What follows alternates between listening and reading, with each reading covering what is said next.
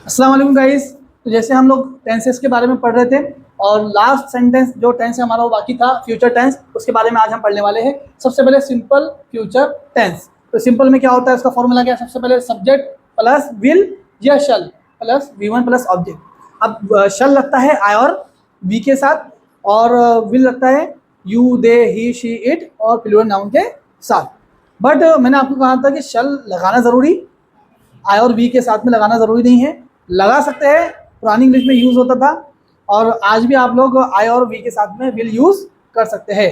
अगर आपको फ्यूचर की कोई ऐसी बात करना हो जिस पर आपको बहुत यकीन हो, या आप किसी को धमकी दे रहे हो, जैसे आई विल किल यू। अब आई के साथ में शल इस्तेमाल होता है ना, बट यहाँ शल इस्तेमाल नहीं होगा। आई विल किल यू आएगा। क्यों? आप लोग उसको धमकी दे रहे हैं, आप उसको धमकी दे रहे हैं, धमकी देने के अंदर विल का इस्तेमाल होता है। ठीक है, ये बहुत बारीक बारीक रूल्स है, वो हम डिटेल में बाद में पढ़ेंगे इंशाल्लाह। अभी तो फिलहाल हम आपको क्या कर रहे हैं, फॉर्मूला शीट बनाकर दे रहे हैं और फॉर्मूले के हिसाब से एग्जाम्पल्स आपको मैं दे रहा हूँ। तो अभी फिलहाल आप सिर्फ मोटा मोटा पढ़ते हैं, डिटेल में बारीक और एडवांस लेवल में हम बाद में जाएंगे इंशाल्लाह। तो फर्स्ट हमारे पास में subject plus will shall plus V1 plus object. तो सब्जेक्ट क्या है? ही लिया हमने। ठीक है, हेल्पिंग वर्ब क्या है? विल है। V1 यानी प्ले, और क्रिकेट ऑब्जेक्ट है। ही विल प्ले क्रिकेट, मतलब क्या हुआ? वो क्रिकेट खेलेगा। ठीक है, अगर निगेटिव बनाया तो he will not play cricket, वो क्रिकेट नहीं खेलेगा। सवाल पूछना हो क्या वो क्रिकेट खेलेगा, तो हेल्पिंग आपको पहले लेके आ जाएंगे, will he play cricket, will he play cricket, क्या वो क्रिकेट खेलेगा।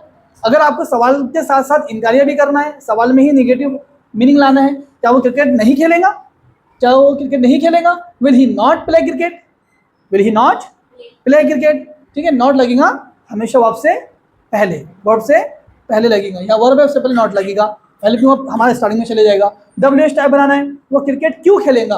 तो जो इंटरोगेटिव सेंटेंस है सवालिया, वो एज इट इज कॉपी करना है, बस WH वर्ड आपको लगाना है। व्हाट, व्हाई, व्हेन, हाउ, जो भी आपको लगाना है लगा लेना। Why will he play cricket, वो क्रिकेट क्यों खेलेगा, जिसको आता ही नहीं क्यों खेलेगा। ओके, चलिए, तो ये सब उसके तर्जुमे भी है। सेकंड है हमारे पास में फ्यूचर कंटिन्यूस टेंस। ऐसा टेंस जो जारी हो, कंटिन्यू काम शुरू हो, उसको फ्यूचर में बोलना। वो काम कर रहा होगा, वो क्रिकेट खेल रहा होगा, वो क्रिकेट खेल रहा होगा फ्यूचर में, फ्यूचर की बात चल रही है। जैसे मान लो कोई घर पर काम कर रहा होगा, हम बोलेंगे मैं जब घर पर जाऊँगा वो काम कर रहा होगा। जब मैं उसके घर पर जाऊँगा या ग्राउंड पर जाऊँगा तो वो क्रिकेट खेल रहा होगा। वहाँ ये यूज़ होता है he will be playing cricket. ठीक है, सब्जेक्ट प्लस विल बी या शल बी, विल बी इस्तेमाल करो या शल B, plus V1 plus ING। ये तो आपको पता ही है, कंटिन्यूस टेंस में ING वाला फॉर्म लगता है, प्लस ऑब्जेक्ट। तो विल बी या शल बी का यूज़ करेंगे। हम यहाँ विल बी का इस्तेमाल करते हैं क्योंकि ही है, he will be playing cricket, वो क्रिकेट खेल रहा होगा। निगेटिव बोलना है, ही विल नॉट, ही विल, या नॉट स्टार्टिंग में आएगा, गलती हो गया शायद। ठीक है, ही will not, he will be not,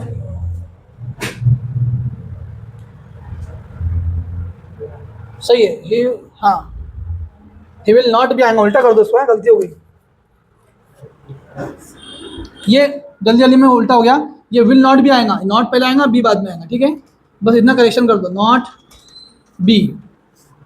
यहाँ भी देखो नॉट भी पहले है, नॉट पहले बाद में बी है ना। ओके, इतना करेक्शन कर लो आप लोग। चलिए आइए नेक्स्ट हमारे पास में, फिर will he be playing cricket, क्या वो क्रिकेट खेल रहा होगा, और will he not be playing cricket, क्या वो क्रिकेट नहीं खेल रहा होगा। अगर पूछना है सवाल WH टाइप का, why will he playing cricket, वो क्रिकेट क्यों खेल रहा होगा। तो सिंपल है, कोई इसमें बहुत डीप चीज़ नहीं है, समझने के लिए कोई मुश्किल नहीं है, बहुत इजी है। फॉर्मूला आपके सामने है और सेंटेंस आपके पास में एग्जांपल के तौर पर मौजूद है। अब इसके बाद में क्या आता है, past sorry future perfect tense, वो हम देखने वाले हैं इंशाल्लाह। Write down. Okay, so future perfect tense, ऐसा काम जो कंप्लीट हो चुका है फ्यूचर में। फ्यूचर की बात करें, लेकिन कहाँ होगा वो कंप्लीट, फ्यूचर में हो जाएगा। जैसे ही विल हैव प्लेड क्रिकेट। अब यहाँ पे हैव और विल हैव या शैल हैव का यूज हम करते हैं। फॉर्मूला आपके सामने है, सब्जेक्ट प्लस विल हैव या शैल हैव प्लस V3। लेकिन परफेक्ट टेंस कोई भी हो V3 का इस्तेमाल करेंगे। तो he will have played cricket, played कौन सा है, V3 है। ओके, देन अगर हमको इनकारिया बोलना है तो he will not, foreign helping verb के साथ में क्या लग जाएगा, नॉट लग जाएगा। ही will not have played cricket, वो क्रिकेट खेल चुका होगा, वो क्रिकेट नहीं खेल चुका होगा। सवाल पूछना है, क्या वो क्रिकेट खेल चुका होगा, will he have played cricket, will he have played cricket, क्या वो क्रिकेट खेल चुका होगा। और सवालिये में आपको इनकारिया पूछना है तो will he not have played cricket, क्या वो क्रिकेट नहीं खेल चुका होगा। अगर WH टाइप पूछना है तो why will he have played cricket, वो क्रिकेट क्यों खेल चुका होगा। ऐसे ही हमारे पास में है फ्यूचर परफेक्ट कंटिन्यूअस टेंस, ऐसा कंटिन्यूअस काम जो फ्यूचर में हो रहा है और बिल्कुल वो कंप्लीट होने को आता रहे, एक टाइम पीरियड से टाइम पीरियड तक के वो काम चलता रहेगा और खत्म हो जाएगा। ठीक है, वो क्या है कि सब्जेक्ट प्लस विल या शल लगाओ और हैव बीन लगाओ, will shall plus have been. ठीक है, हैव बीन का इस्तेमाल करते हैं। V1 plus ING plus object, तो he will have been playing cricket. He, अगर आपको इनकारी सवाल का जो तर्जुमा है वो क्रिकेट खेलता रहा होगा, वो क्रिकेट खेलता रहा होगा, मतलब एक टाइम पीरियड से टाइम पीरियड तक काम शुरू है, फ्यूचर की बात चल रही है। नेगेटिव में वो क्रिकेट नहीं खेलता रहा होगा, he will not have been playing cricket. सवाल पूछना है तो विल को पहले लेके आ जाएंगे, हेल्पिंग वर्ब पहले आ जाएगा, will he have been playing cricket. ठीक है, और अगर सवालिया में भी इनकारी करना है, will he not have been playing cricket. Question करना है डब्ल्यूएच के टाइप का, तो why will he have been playing cricket, वो क्यों क्रिकेट खेलता रहा होगा। यहाँ पर हमने पूरा टेंस कंप्लीट कर दिए हैं। अब आप लोग होमवर्क क्या लेकर आएंगे? सबसे पहले तो आप लोग ये जो फॉर्मूला शीट हमने बनाए थे वो फॉर्मूला शीट, सेकंड ये एग्जाम्पल शीट, दोनों को अच्छे से याद करो।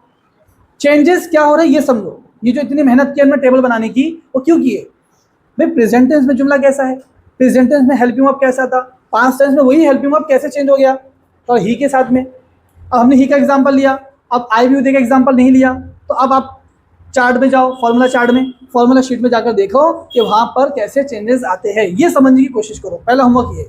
सेकंड, हमने जितने भी यहाँ पर टेंसेस लिए हैं प्रेजेंट पास्ट एंड फ्यूचर के, वो सब ही के साथ में लिए हैं।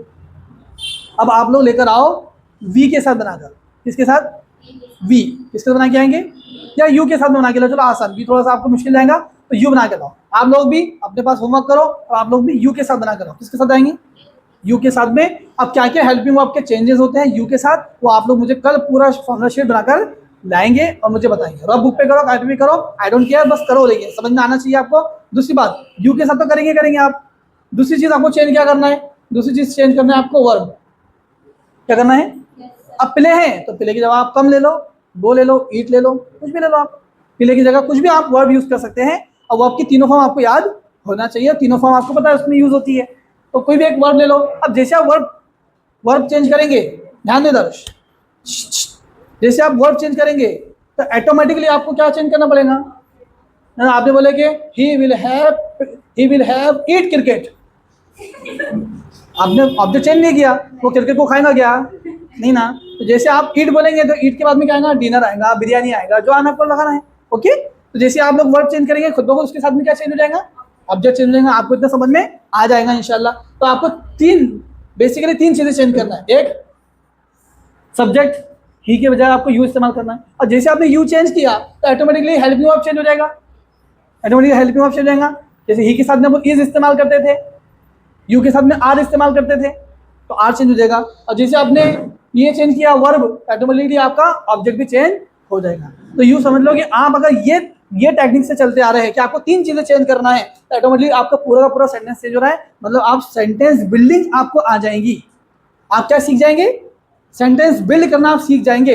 बस आपको ये टेक्निक याद रखना है जो मैं आपको बता रहा हूँ। करना सिंपल क्या है, सब्जेक्ट चेंज करो, वर्ब चेंज करो, ऑटोमेटिकली ऑब्जेक्ट चेंज होगा, और सब्जेक्ट की वजह से हेल्पिंग वर्ब भी ऑटोमेटिक चेंज हो जाएगा। आपके समझ फॉर्मूला शीट है, आपके पास में एग्जांपल्स है, नहीं समझा देखो और कल करके लेकर आओ। ओके, अस्सलाम वालेकुम।